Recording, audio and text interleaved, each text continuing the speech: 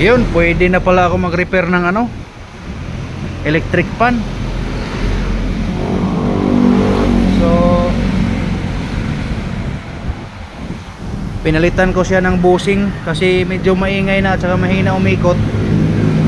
Ito yung bushing, oh.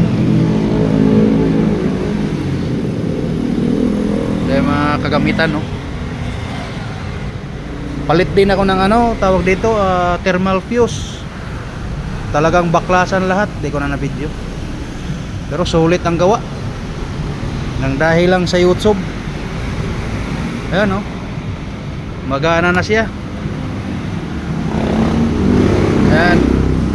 Number 1. Wala na, maaliwalas na siya.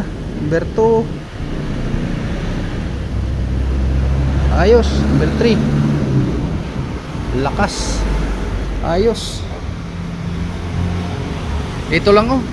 At saka thermal fuse. Nadali yung thermal fuse gawa dun sa ito, yung parang umiinit na electric fan gawa dito sa hindi na masyadong umiikot.